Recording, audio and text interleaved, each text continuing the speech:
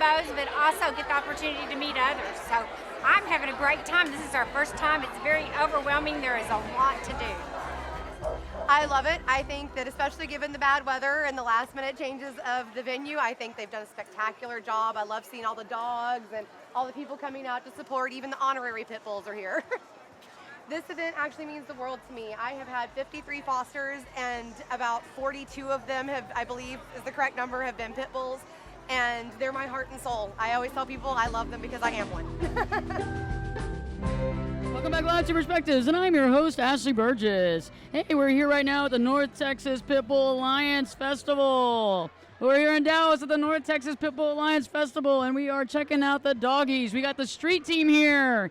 We're all representing right now. So we're getting ready to do some interviews here with some folks, the director of the North Texas Pit Bull Alliance, as well as Deidre Franklin. Deidre runs pinups for pit bulls, and we're really interested in checking all this out, being a part of all this, and taking it to the next level.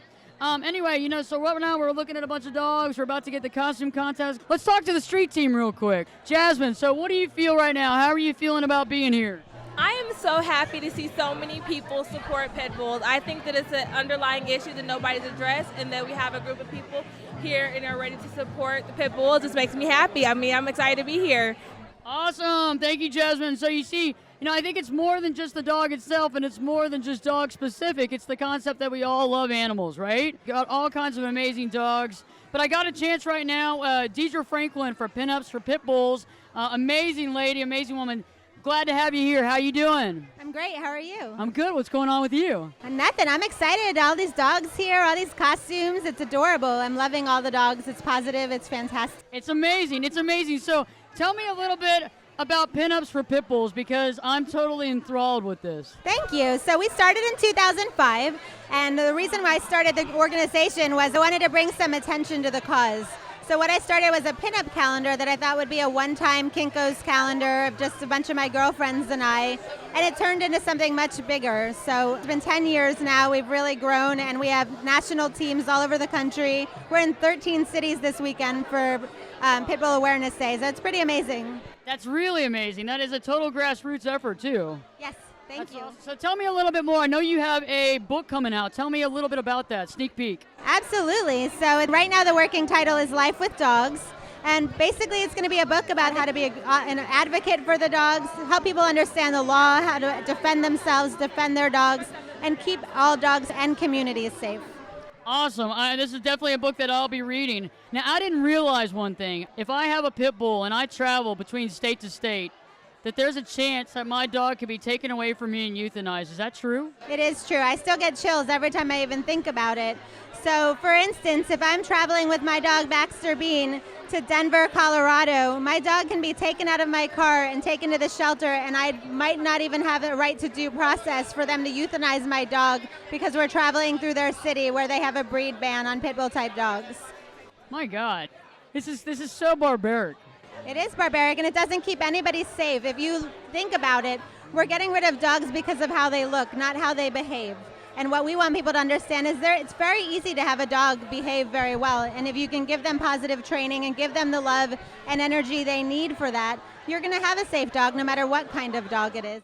I totally agree with you. And you know what's so cool, too, is is that I think it comes a time when you have to just step up to the plate and put it out there so that people realize what kind of discrimination is really going on. Absolutely, and I think the biggest issue is the rescue community is sometimes so fragmented and everybody wants to work on their own thing and people aren't working together. But if we're working together, we can fix a lot of these situations easily. We were actually able to get the Grapevine Shelter to get rid of their pit bull ban, where now they actually adopt out pit bulls because we worked together with a local rescue and we all came together and talked to the sheriffs, and now they're adopting out pit bull type dogs. It's amazing, just from working together and making a few phone calls. So power in numbers and grassroots efforts are everything. Let me ask you, what can Perspectives listeners do to try to make things better? I think look into your local law, see what's going on in your community. If everybody's focused on their community, it'd be a lot easier to just knock BSL out of the park.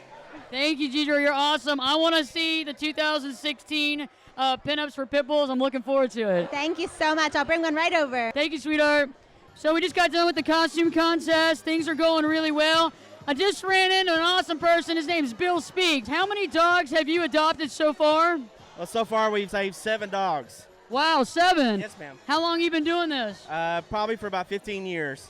Awesome. Well, most of us would say that you're a saint, and we believe that. If you were going to tell anybody or give somebody advice that's listening to this show, what would you tell them about animal and animal rescue? I tell them they need to go out and save a dog's life because, I look on Facebook all day long and see that, and it breaks my heart when they euthanize dogs. Me too.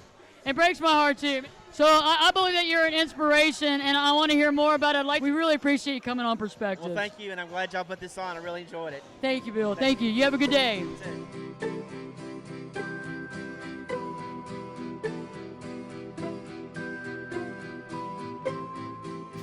What I learned from this event is that we want to allow each and every dog to live their true life.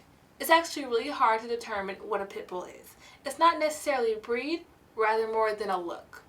Surprisingly, golden retrievers have a higher bite rate than pit bulls, and the pit bull bites that are recorded are over-publicized, making it seem like pit bulls have a higher bite rate than most other dogs.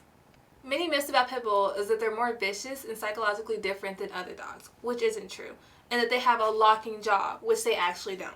One thing that I took away from this event was that you should not discriminate dogs because of their breed or how they look. You should be able to get connected with them. You should be able to express how you feel with them. Well, one of the most important things this event made me realize was just how biased the media is, especially when pit bull coverage gets overblown compared to other dogs, and how aggressiveness is not breed specific. Any dog could be aggressive. It just matters how the dog is trained. So think about the implication here. I think when we put it in perspective of children instead of dogs, we can totally understand.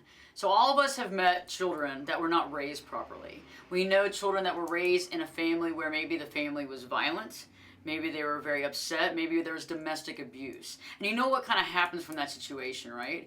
And we don't sit there and have legislation against kids that were raised in a frustrating home, in a home that there was a lot of violence. We have a specific breed, American Stat Terrier. A lot of people like to use the words pit bull to describe a certain breed of dogs, and people are trying to categorize them based on just their look, based on what they think that they're about. And the sad thing is that the animals are just like all other dogs. They're nice, they're sweet, they're kind. It just depends on how we reflect upon it. But it's just like anything else. When we discriminate against a group of people or a group of animals, what happens? I mean, we end up doing something wrong. And what I figured out is that when they have breed-specific legislation, what happens is you're taking people that are good pet owners and animals that are good pets for that matter, and you're making them criminals. And to me, I think this is wrong. And I think to you it's wrong as well. And I think we have to step up to the plate and we have to do what's right. And just because there's been some bad press in the news, and just because there's some people that raise these types of animals to fight, does not mean that all of these animals are fighting animals. It actually means something quite different. So I ask you, after you watch this video, to maybe go online to your Facebook, maybe to your Twitter or your Instagram, and make a comment about how you feel about breed-specific legislation and how it's wrong. And better yet, maybe admiring those who are taking in animals, who are adopting animals from shelters and from kill shelters, realizing that they might not be able to get a house to rent because in that specific area, pit bulls are not allowed. Think about it. Think about how many animals are being euthanized on a daily basis because there's legislation that does not work. So I implore you to begin to realize things outside of what we think is real, to see things for how they truly are, and to realize that every animal and every person should have the right to live their true life. And this legislation gets in the direct way of these animals being able to live their true life. Hashtag LYTL. We'd love to hear from you, our prospective street team, as well as myself. We want to hear about how you're living your true life and how you're helping other people and animals do the same.